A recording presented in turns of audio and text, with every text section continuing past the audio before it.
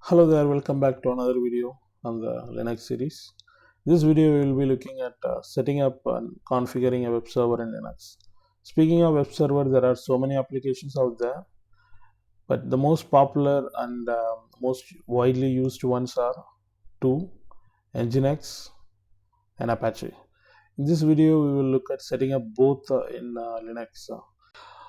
I have connected to the virtual machine running in my local host via putty. We'll directly go ahead and start searching for NginX. In case you do not follow this process, please take a look at some of the previous videos where we explain how to install software, search and install them. I'll start now.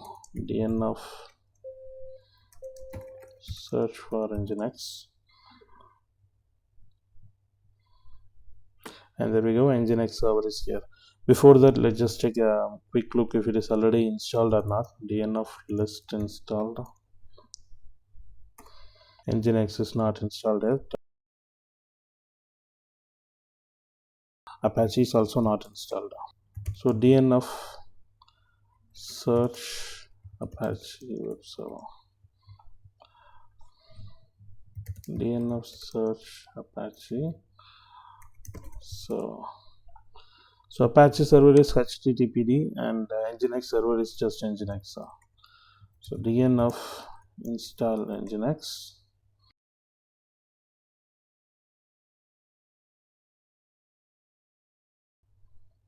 I will do the same for Apache as well. DNF install HTTPD. And now there is no need for setting up both in same Linux virtual machine or same Linux machine. The reason why I'm doing this in this video is to show you that it is possible at the same time to have both the web servers. It is more than enough to have just one. If you are going to choose NginX, you can go with NginX. If you are going to choose Apache, just stick with Apache. You don't have to install both, and it is not necessary.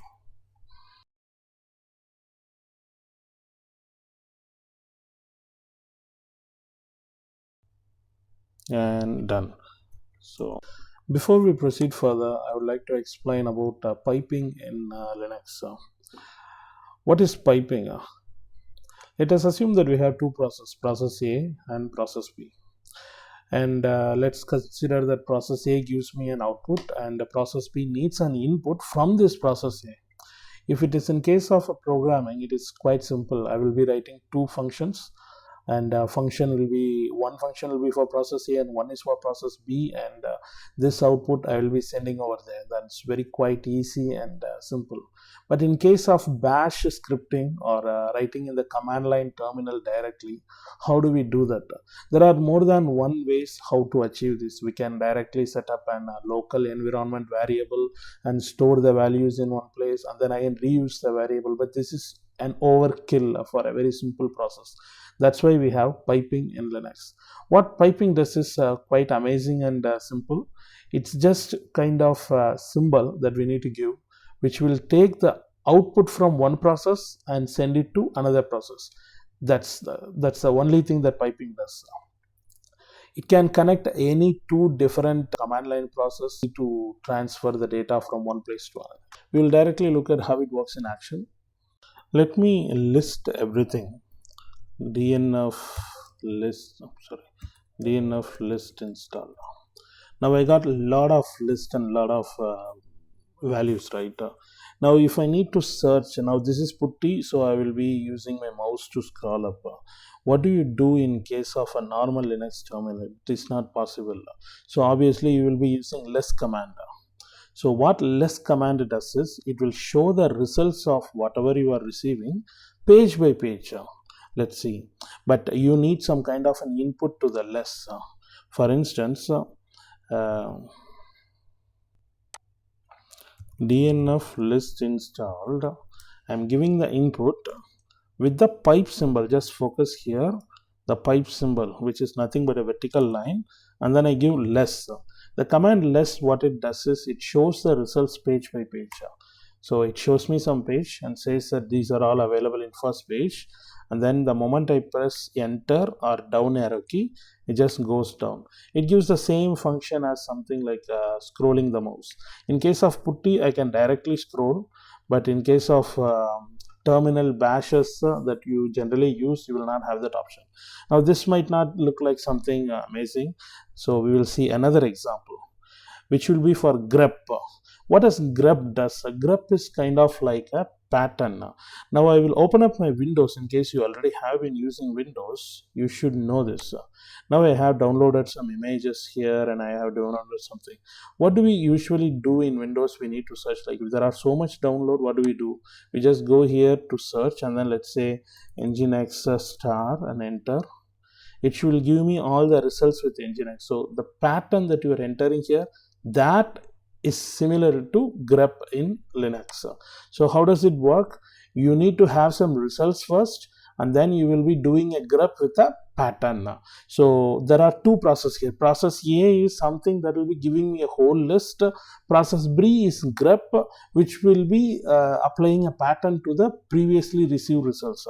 Now to see that in action, DNF list installed, so it will give me obviously whatever results I received before, and then I'm giving the pipe symbol and then I say grep show me only NginX. So the pattern is NginX, grep is the command, so it gives me all the results with NginX. So NginX is installed. Now I will do list installed show me Apache. So nothing by the name Apache is installed, obviously, because Apache is the description. The application itself is HTTPD.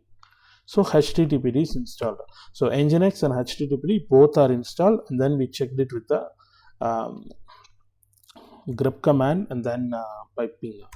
That's it. Let us quickly understand how a web server works. Let us take an example of our OneDrive or Google Drive or anything for that instance. What does it do? We are storing our files in those locations, and if I am in my office, I will be accessing Google Drive to take the file, and if I am at my home, I will again access Google Drive to take the files from there.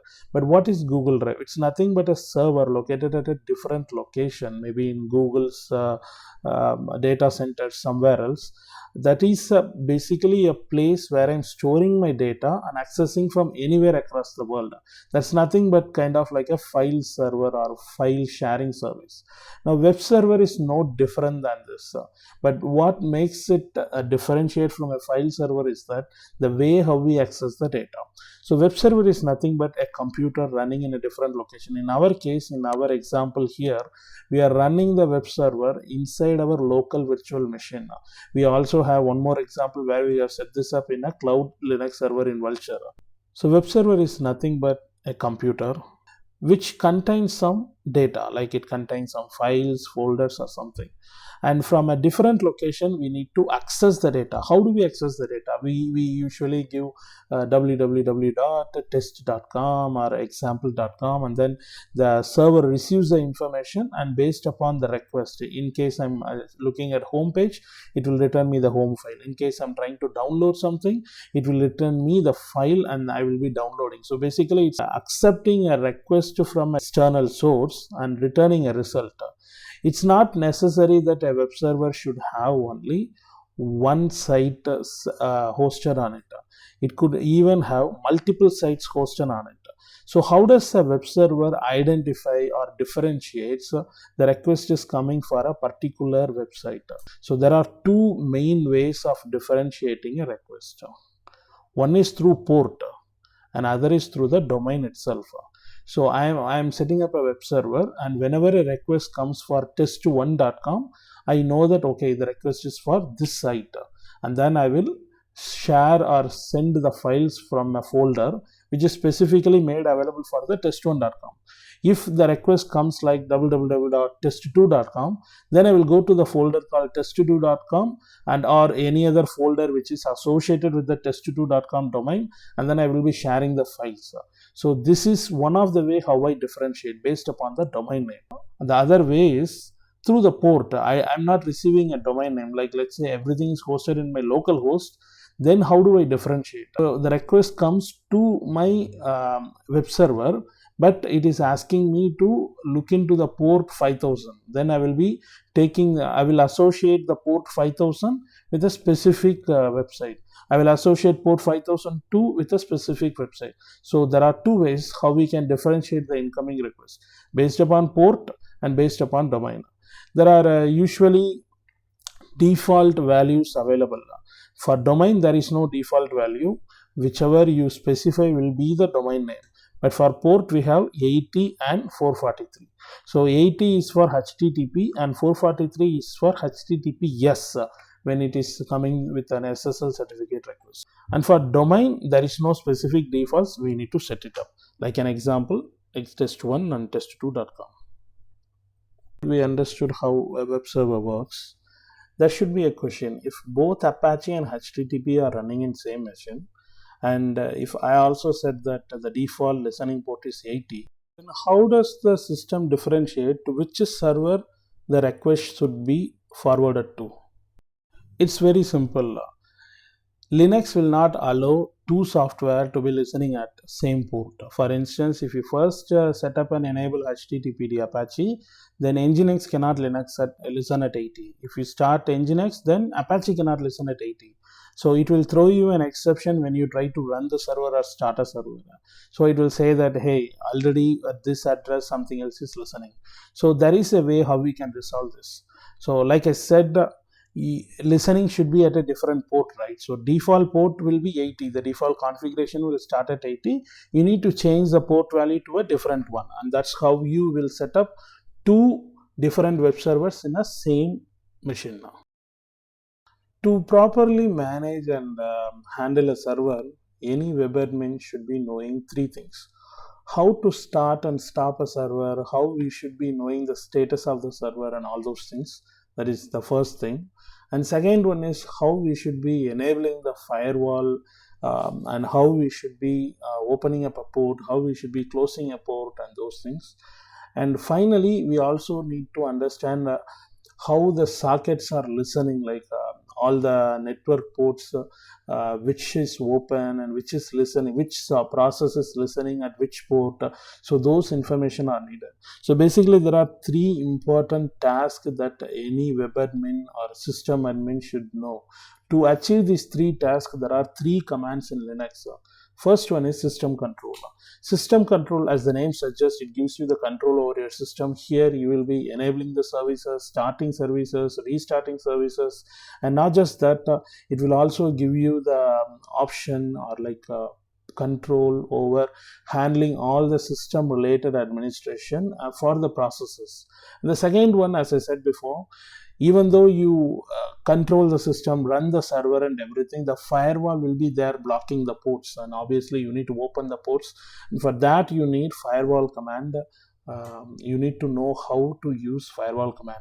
And finally, even though you open the firewall command, you open the ports using firewall, you should also be looking at the statistics of the port, like which port is associated with which service and all those information. To do that, there are two command prompts. It differs from OS to OS. Since we are looking at Linux, Alma Linux, we have SS, which is nothing but socket statistics, or in case of CentOS or other versions, will be have netstat, which is nothing but network statistics. So if you master these three commands, you can be a very good web admin now. Let us first look at the socket statistics. Since this is Alma Linux, it doesn't have network statistics. If I try netstat, it will not work. So socket statistics.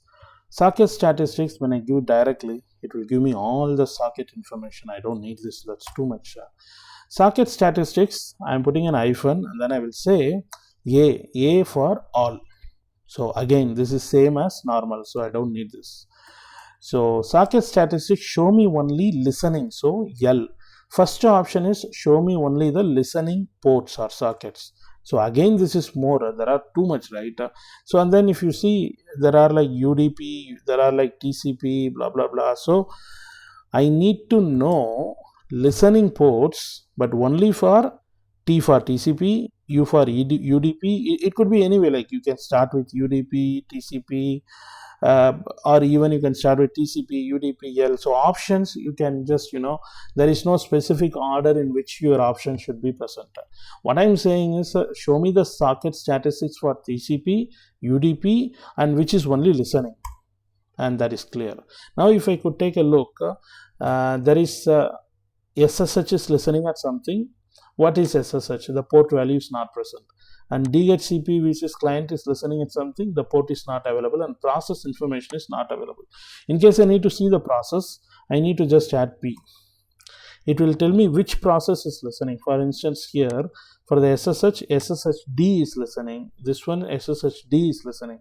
But what exactly is the port number? It is not resolved. To resolve that, I have a value called N. If I give N, instead of the name, number will be resolved, N. So now I could see 22. SSG is listening at 22, and a network manager is listening at 546 something, and a 323 CRONID is listening. So this is how I check which process is listening at which port. Now next step, we need to know if Apache is running or not. SystemCtl status of Apache. So Apache is there present, but it is disabled and inactive. SystemCtl status NginX. NginX is also present, but it is disabled, not started. So again, the command is systemctl enable NginX. Just because you enable something doesn't mean that it is started. You could see that it is enabled, but it is inactive. So systemctl start NginX. Now if I check the status, NginX is enabled, started, and current step is active and running. Let me clear the screen. Now we will go to socket statistics. Show me the listening TCP UDP process with the numeric number of the port. If I go here, you could see now NginX started listening at port 80. So which means at port 80, NginX is listening. So this is cool. NginX is listening at port 80. Now what I will do, obviously, I will open up from an external computer.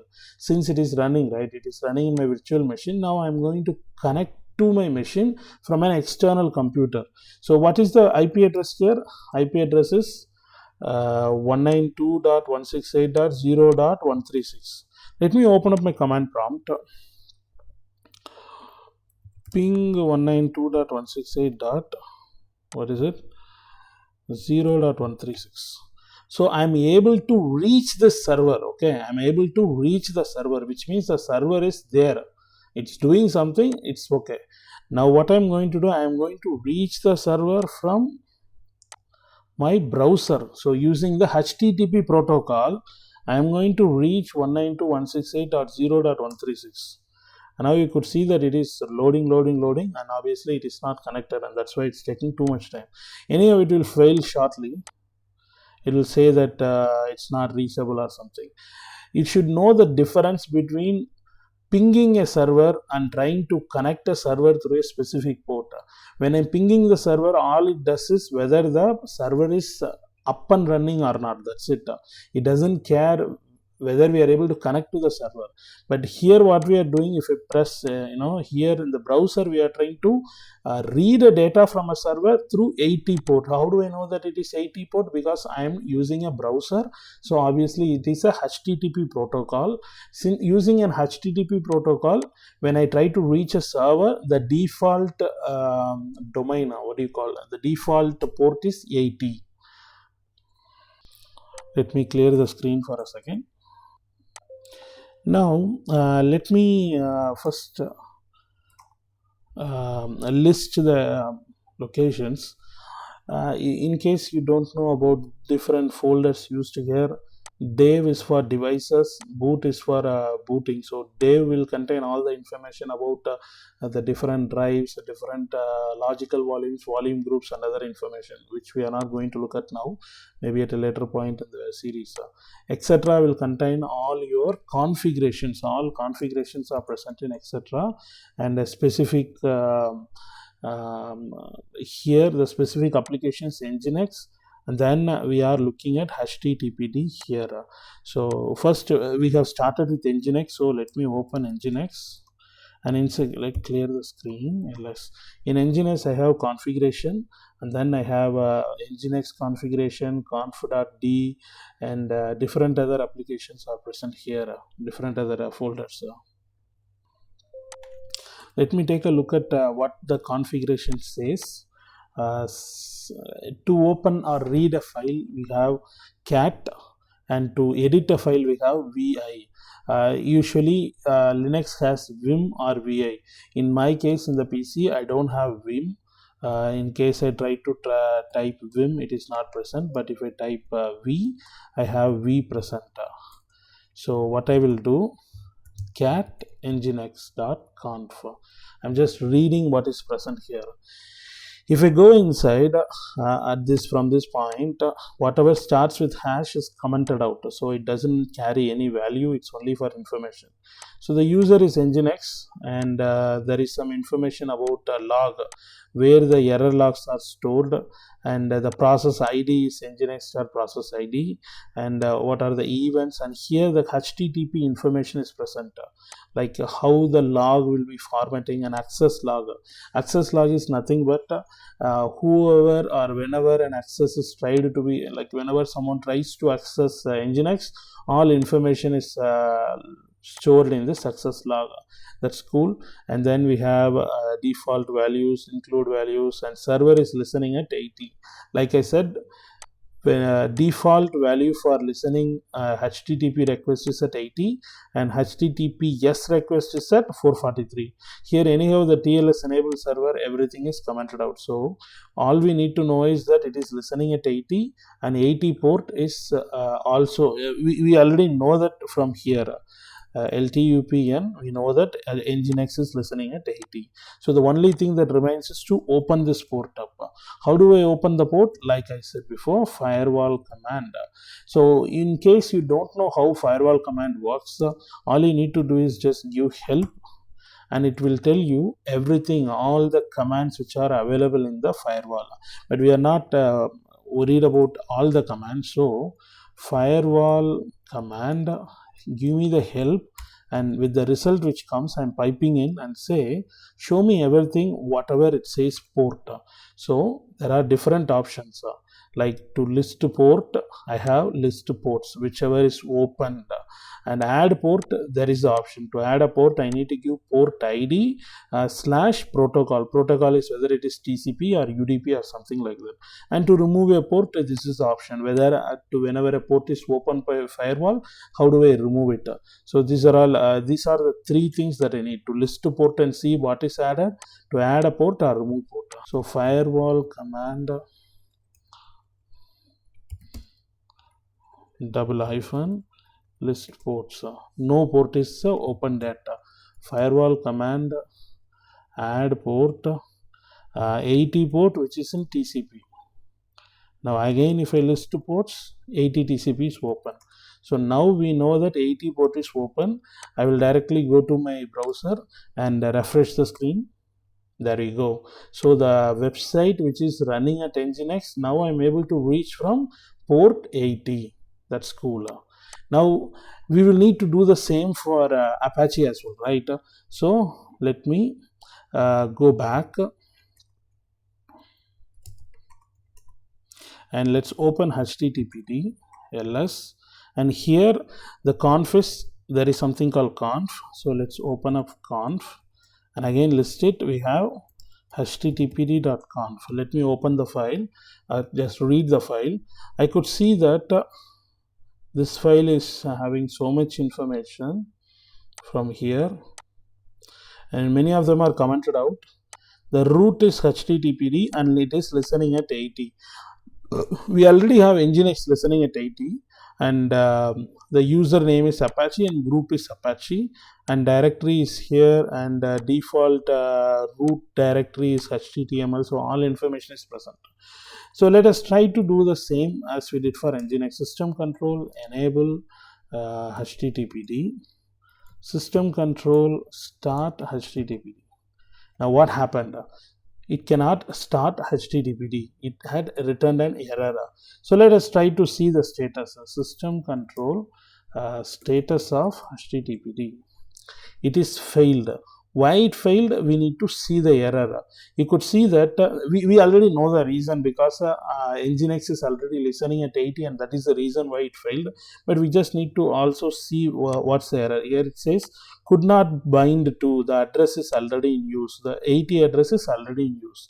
There is one more option to look at the error, journal control, which will give me the, whenever I try to check the specific service, it will give me the errors for that service. Let's try. So, same like system control, journal control XCU.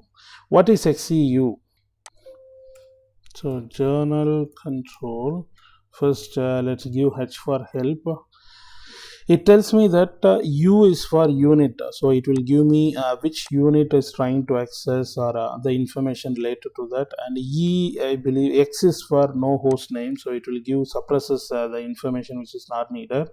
And E is for pager, and it will immediately in the list, it will immediately jump to the end, because journal control will give me like maybe like our last 100 days of information, and then it will start from the first page. It will be a long way to go down to the end. That's why we, in case we want to look at only the last value, we give the E. So let me clear the screen and just say journal control, show me everything. Just give journal control. You see, there are so many lines. It starts from July 23. If I go down, it's going down, and it's too much information is there. And let me clear it up. I don't need to see all this. That's why I'm saying XEU, E for unit, and E for end of page, and U for unit. What is the unit? HTTPD.service is the unit. So HTTPD information, I got the status here. It says that failed to start. A start job has failed because of some information, and I'm not looking at the information here. Okay, it's already the same information which is maintained before. It could not bind to the service. Likewise, I can also look at, let me press Ctrl C and clear. Journal control, end of page, and unit is nginx.service. Show me everything for nginx. Nginx, everything is cool. We started the nginx today at 4 a.m. Sorry, 4:21 a.m. It's almost 4:30 now. Just 10 minutes back we started this service. Clear. So as we already know that HTTPD cannot be started because it should be listening at a different port. What we need to do is we need to edit this file. For editing, as I said, you can use Vim. Since I do not have Vim installed in this Linux, I am going to start with v httpd.conf, or you can go with any text editor you want. You can go with Nano, Vim, V, whatever you want. Now here, let me go down to the location where it is listening at 80. Now here, this is in general mode. I need to press I for insert mode, and I will listen at 80. Now I will press escape. So now I came out from the insert mode, and I'm now currently in the command mode. I'm going to go colon, write, and quit, WQ. So that's it. Now I changed the information. Let us check httpd.conf. Now if I go up and see, it should be listening at 80. Listen at 80. Cool. So let's try system control start httpd system control enable httpd system control status of httpd. HTTPD is enabled and it is running and it is listening at port 80. Cool. So now we have both working. Let me go to the browser and I will give 80. It should not work because we still did not open the port.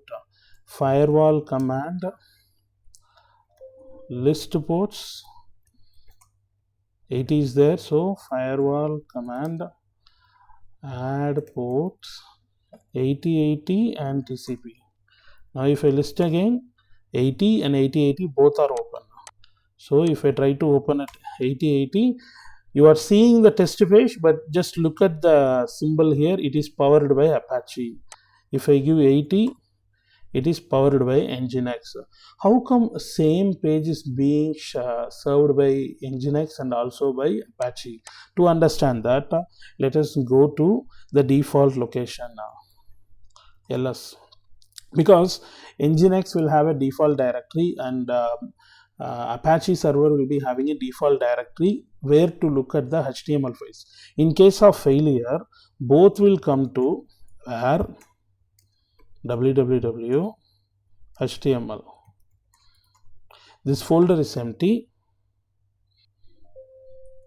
and this is the folder, default folder where HTML where www HTML is the default folder where Apache will try to look. For NginX, we will go into NginX first, cd / etc NginX cat nginx.conf. You could see here the default location where NginX will search for a file is in user share NginX. It's present here. The default location is user share NginX HTML. Let's go to that location and clear the screen. cd user cd share cd NginX cd HTML. So this is the default HTML file which is served by NginX. So let me try to open the file cat index.html. So it has so much information. What we will do, we'll open it up, and in the Alma Linux test page, I'm just going to change Alma Linux test page hyphen. I'm going to just add a value just to see whether our change is working or not. V index.html, and what do we need? We don't need to change the header, and I'm going down to the body where it says Alma Linux test page. I'm going to add,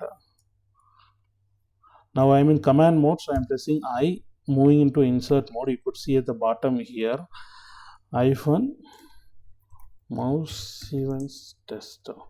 Now I am pressing escape, coming out from insert mode into command mode, :WQ write and quit, :WQ write and quit, and I have already edited it. I don't need to reload or restart anything. Let it be as is. Now let's go here and refresh the page. The page is updated. So which means that our NginX default location file is working, and when we modify something, it is reachable. Now for a Apache server, since it doesn't have any file in its default folder, it is falling back to the default server's index location. Obviously, we are trying to reach 8080, and 8080 there is no folder or file present in the default directory that we have provided. So it's obviously rerouting it to the default server location, which is at 80 port. Now to solve that issue, I will go into where www HTML, which is the default location where my Apache is looking at. I don't have a file, so I'm going to create a file. To create a file inside empty file, there is a command called touch index.html will create a empty file. And now let me properly edit index.html. So the file is there, insert mode I. Let me say I'm not going to give header or footer. I will just write some value there. Hello there, this is a test page for Apache. Now escape. I am in command mode, :write and quit, and that's it. Let's go here. Now if I try to check at 8080, hello there, this is a test page for Apache. You should understand one thing. The server is running at a different IP address and I am reaching it from my browser. The same case will happen for our cloud server as well. For a cloud server to work like this, all you need to do is you need to give the cloud server IP address. In case you have a domain name, you will be associating this IP address in the DNS of the DNS records of your domain in the domain provider. In case you are going with GoDaddy, you will be providing that information, but we will see that in a different video. But currently this is how we set up and configure NginX and Apache in same machine, and how we can listen at different ports. Now this is clear. Let's check the statistics once. Socket statistics, listening port, UDP, TCP, UDP, listening, and process name, and numeric values. I could see NginX is listening at 80 and HTTPD is listening at 8080. And we have opened 80 and 8080 port through the firewall, and our system control is already enabled both NginX and also HTTPD. In case you want to stop a server, let's say system control stop NginX, and then you try to access it, it will not work because the server is stopped. Now let's stop system control stop HTTPD. Then this page will not work because the server is stopped. If you start the server, system control start HTTPD, it immediately took the effect. Let me show the screen like this and keep it here. I will say system control start NginX. I started NginX, coming here, refresh the page, and it is working. There we go. So this is how you install, set up, and configure default web server using NginX and Apache in your Linux machine. You can either choose one, either NginX or HTTPD. It depends on you.